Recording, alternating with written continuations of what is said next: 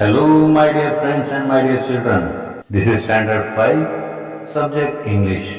Today, we are going to complete the drama The Golden Touch. आज आपण the golden touch ही नाटिका पूर्ण करणार आहोत आणि त्याबरोबरच यातून नेमका कोणता बोध आपल्याला मिळतो हे अभ्यासणार आहोत. In the previous period, we have learned that King Midas got a golden touch and he is touching everything in his palace, his bed, table, chair, carpet, roses in his garden, everything until he got tired.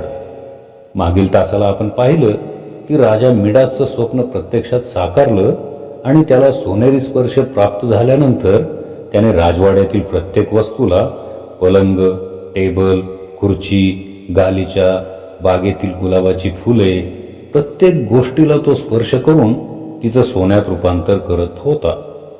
शेवटी थकल्यानंतर तो न्याहारीसाठी भोजन कक्षात गेला तर माशाला, अंड्याला हात लावल्याबरोबर त्यांचं देखील सोन्यात रूपांतर झालं.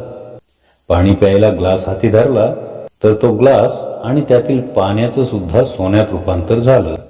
मग मात्र तो हादरून गेला, घाबरून गेला.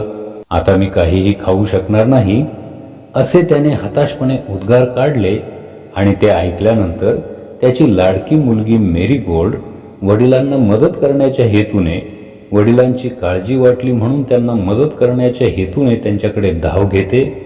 इथपर्यंत आपण मागच्या तासाला पाहिलं. आता यापुढील घटना, यापुढील प्रसंग आपण वाचूया आणि समजून घेऊया.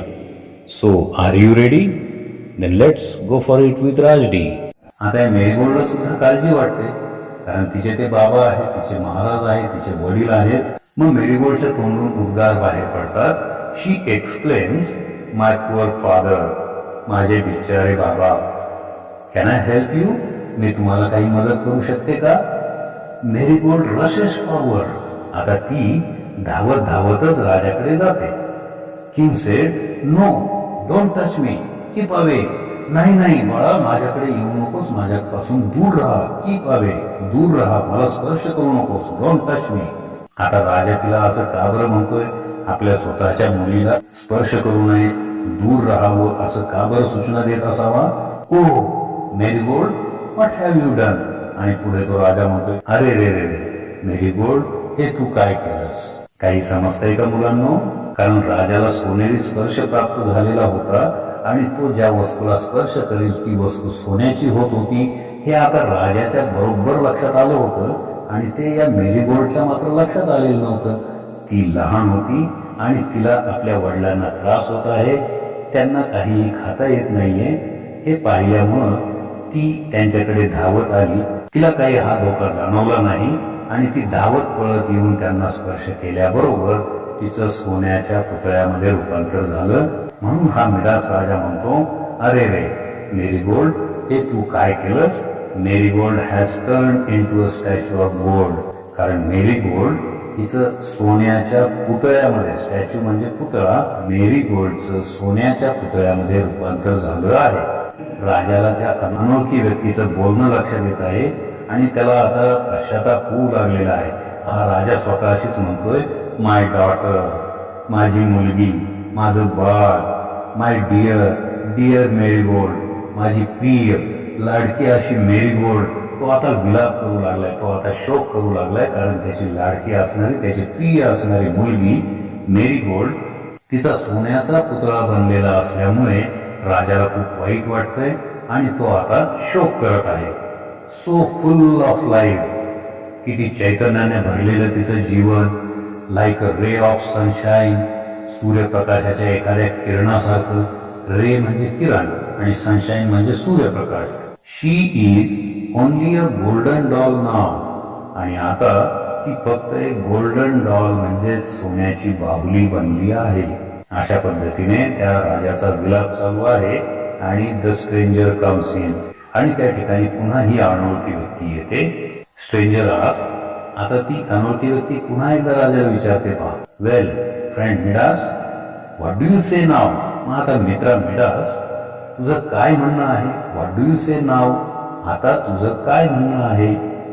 The king replied, I am the unhappiest man in the world.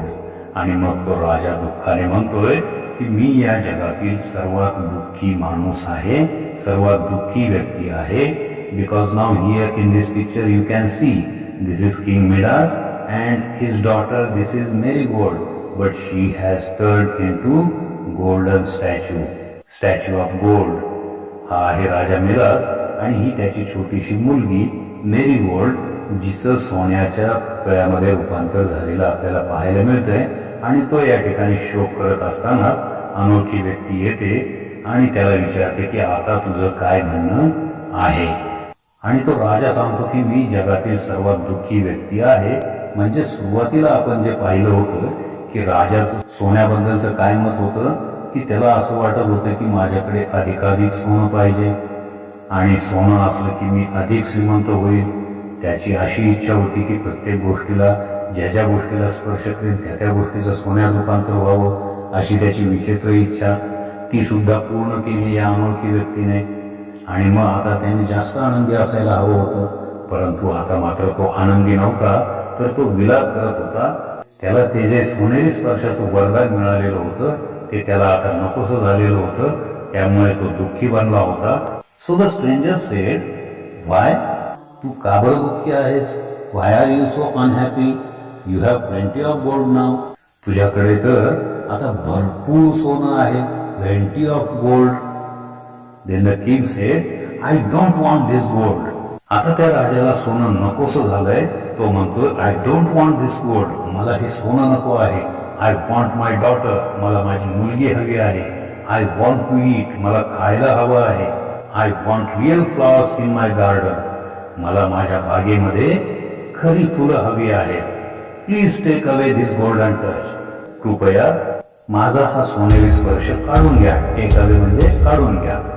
Then the stranger said, पहिल्या प्रसंगामध्ये सुद्धा स्ट्रेंजरने अशाच पद्धतीने खात्री करून घेण्यासाठी राजाला विचारलं होतं की प्रत्येक वस्तूला, ज्या गोष्टीला मी हात लावेन त्या वस्तूचं सोन्यात रूपांतर व्हावं अशी तुझी खरोखरच इच्छा आहे का? त्याच पद्धतीने आता सुद्धा या अनोळखी व्यक्तीने राजाला परत विचारलं, do you really want me to take away the golden touch? तुला खरोखरच असं वाटतं का की मी तुझा सोनेरी स्पर्श काढून घ्यावा? Then the king said, I hate it, take it away. मी त्याचा तिरस्कार करतो, मला त्याचा तिटकार आला आहे, मला त्याचा उबग आला आहे. टेक इट अवे, खरोखरच काढून घ्या. आणि मग स्ट्रेंजर म्हणतो, then go and bathe in the stream that flows through your garden. मग जा आणि तुझ्या बागेमध्ये फ्लो म्हणजे वाहत असणाऱ्या, स्ट्रीम म्हणजे झरा किंवा प्रवाह, पाण्याचा प्रवाह. मग जा आणि तुझ्या बागेमध्ये वाहत असणाऱ्या झऱ्यामध्ये किंवा त्या पाण्याच्या प्रवाहामध्ये आंघोळ कर, स्नान कर. बेथ मीन्स स्नान कर. व्हेन दॅट इज डन म्हणजे ते झाल्यानंतर, तुझी आंघोळ झाल्यानंतर, bring back a pitcher of water and sprinkle it upon anything you wish to change back from gold. पाण्याने भरलेली एक सुरई घेऊन परत ये. And sprinkle it upon anything. Sprinkle म्हणजे शिंपडणे. आणि मग ते पाणी शिंपड कुठे? Upon anything you wish to change back from gold. आणि सोन्यातून पुन्हा बदल व्हावा. To change back from gold, सोन्यातून पुन्हा बदल व्हावा असं तुला वाटत असलेल्या कोणत्याही गोष्टीवर, एनिथिंग, कोणत्याही गोष्टीवर ते पाणी तू शिंपड. Here ends the second scene. आणि या ठिकाणी दुसरा प्रसंग संपतो. Now here is the last scene of this play. आता या नाटिकेचा शेवटचा प्रसंग आहे पहा. Marigold is still a statue. Marigold ही अजूनही पुतळा आहे. The king is sprinkling water over her head. आणि राजा मिडास म्हणजेच या मेरीगोल्डचे वडील महाराज हे काय करत आहेत तर तिच्या डोक्यावर, ओव्हर हर हेड म्हणजे तिच्या डोक्यावर, इज स्प्रिंकलिंग वॉटर, पाणी शिंपडत आहे. अँड किंग सेड, आता पहा राजा कसा म्हणतोय, first I will sprinkle some water over my dear little marigold. प्रथम मी माझ्या प्रिय लाडक्या अशा मेरीगोल्डवर थोडं पाणी शिंपडणार आहे. आणि मग त्याने ते पाणी शिंपडल्यानंतर काय होतं पहा लगेच. Marigold comes alive. मेरीगोल्ड ती पुन्हा जिवंत होते. What are you doing father? बाबा तुम्ही हे काय करत आहात? ती पहा तिच्या पुतळ्यामधून पुन्हा तिच्या पहिल्या अवस्थेमध्ये ती आलेली आहे. ती पुन्हा या राजाची लाडकी राजकन्या बनलेली आहे आणि ती आता विचारते की तुम्ही काय करत आहात बाबा? You have sprinkled water on my frock. तुम्ही माझ्या फ्रॉक वरती हे पाणी शिंपडलेलं आहे आणि तुम्ही माझी फ्रॉक खराब केली आहे, असंच तिला म्हणायचं आहे. Now the king said, let us go into the garden marigold. मग हा राजा म्हणतो, मेरीगोल्ड आता आपण बागेत जाऊया. See what a fine morning it is. पहा तर खरं किती सुंदर सकाळ आहे ती. Then marigold said that yes let us go and pick some flowers. आणि मग मेरीगोल्ड सुद्धा आनंदाने म्हणते की हो हो चला आणि आपण बागेमध्ये जाऊन पिक सम फ्लॉवर्स. पिक म्हणजे तोडणे, सम फ्लॉवर्स आपण बागेमध्ये जाऊन काही फुले तोडूया. The king said come along then Marigold. Marigold चल तर मग माझ्या बरोबर. कम अलोंग देन म्हणजे माझ्या बरोबर चल. I have to sprinkle this on everything that I touch. That I touch म्हणजे मी स्पर्श केलेल्या एव्हरीथिंग प्रत्येक वस्तूवर I have to sprinkle this water. मला हे पाणी शिंपडायचं आहे. And then we will get you some roses. आणि नंतर आपण तुझ्यासाठी काही गुलाब मिळवूया. Beautiful roses with a lovely smell. Beautiful roses म्हणजे सुंदर गुलाब विथ अ लवली स्मेल, अत्यंत सुवासिक अशा सुगंधासह. म्हणजेच खूप छान वास असलेले सुंदर गुलाब आपण बागेत जाऊन तोडून आणूया. Adapted from a play by Philip Walsh. Philip Walsh यांच्या एका नाटकावर आधारित अशी ही छोटीशी एकांकिका आहे.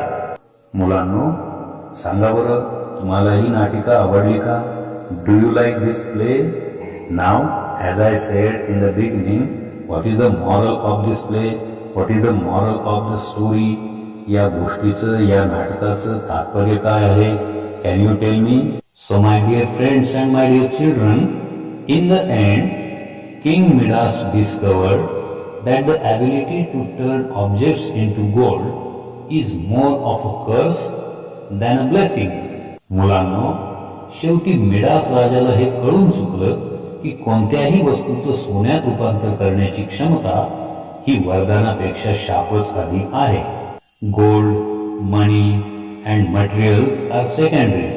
The relationships our loved ones value us more than anything else in the world, and we should not forget it. सोनं, पैसा, भौतिक किंवा ऐहिक वस्तू या दुय्यम आहेत. आपले नातेसंबंध, प्रेमाची माणसे जगातील इतर कोणत्याही वस्तूपेक्षा अधिक महत्वाच्या आणि मौल्यवान आहेत हे आपण विसरता कामा नये. The king Midas learned a lesson through this story that gold is not the greatest thing in the world.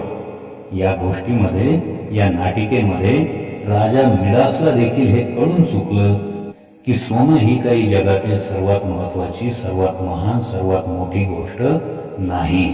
So don't be greedy in life. म्हणून जीवनामध्ये हावरटपणा करू नका, लोभीपणा करू नका. Be happy with what you have. तुमच्याकडे जे आहे त्याच्यामध्ये समाधान मानायला शिका. People who want to get everything all at once usually end up getting nothing in life. अशी लोक ज्यांना सर्व काही एकाच वेळी मिळावं असं वाटत असतं, सर्वसामान्यपणे अशा लोकांना जीवनामध्ये काहीही मिळत नाही. I hope you have understood this play very well. मला वाटते ही नाटिका तुम्हाला चांगल्या पद्धतीने समजली असेल, आणि जर समजली असेल तर लाईक करा, मित्रांसोबत शेअर करा आणि गो फॉर इट विथ राजडी या चॅनलला सबस्क्राईब करा. If you understood the play very well, then please hit the like button, share this video with your friends, and don't forget to subscribe to the channel Go For It with Rajdi. Thank you, take care, bye bye.